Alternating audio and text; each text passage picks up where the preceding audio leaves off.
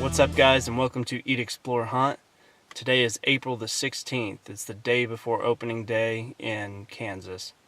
So tomorrow morning I'm hunting a public land tract here in Kansas. It's several hundred acres. It might even be thousands of acres. It's huge. It must be a new one because I don't remember seeing this one before. But so my usual spot, I went straight there after harvesting my bird in Nebraska earlier this morning. It was about a 2.5 hour drive from where I was at in south central Nebraska to central Kansas. So not too bad of a drive, but so the land on that property has changed drastically since last spring. I've hunted that land 2 years in a row and got a bird each year, good longbeards. But for whatever reason, the land's different and the turkey activity is very minimal. So now I'm on this new track and it looks awesome. So kind of up ahead of me, I got one bird roosted. I'm along a huge river here. So the problem is, if that bird is on the other side of the river, I'm going to have to hop in the truck and then make a huge loop around and park on the other side of this track. But I like up here better.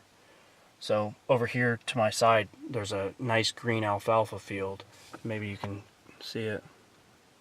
So that green alfalfa field would be a great place for them to go. That's private land, but if I can catch them from roost to the alfalfa, I can probably get one. So I roosted one bird down the road, and then I roosted at least two more back behind me here, right on the corner of where the public ends and the private begins. So I think I might set up on these two birds first.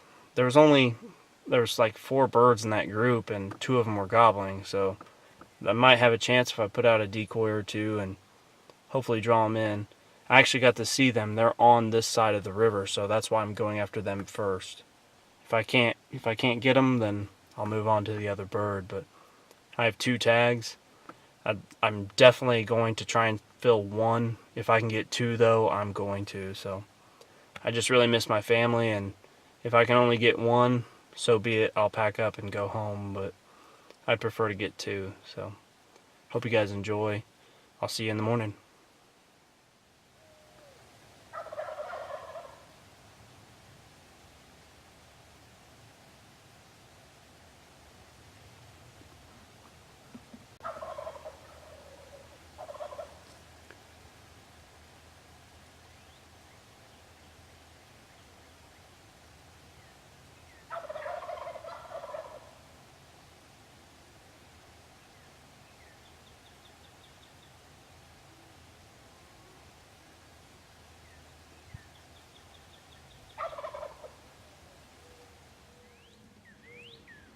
Morning, folks.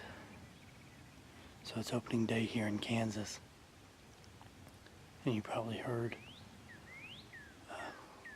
tons of gobbles, and I was real close to them. Well, when they flew down, they were all jakes. It's just too early. I don't want to take another jake. When I was in Nebraska, that's all we were seeing. We saw 3 longbeards total and dozens of jakes. And the jakes out there, there's a hen. The jakes up there were gobbling and strutting just like a regular tom would a longbeard, but I'm going to play it a little more patient. Sounds like they're across the river though, the other set of birds, so. Those jakes, they're really not that far from me. They're back on the private land. I'm right on the edge of the public and the private. You might be able to see the fence behind me. Yeah, there's a fence.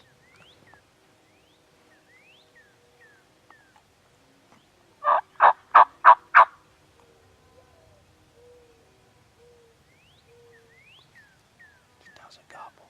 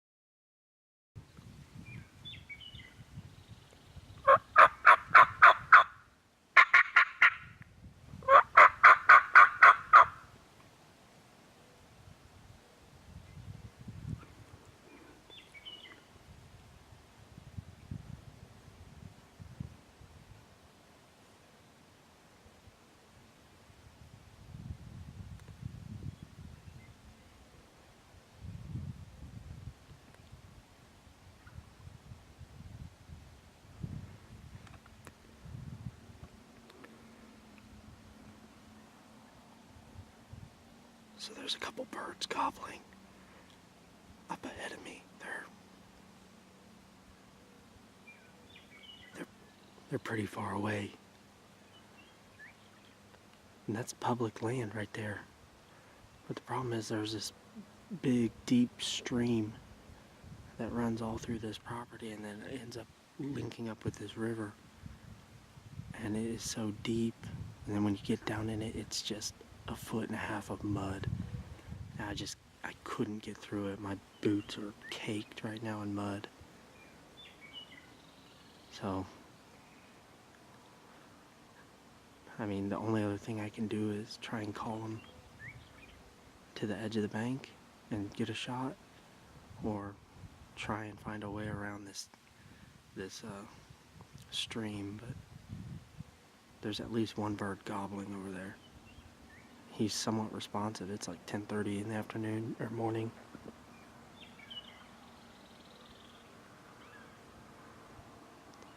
Try and get him to call again and go from there.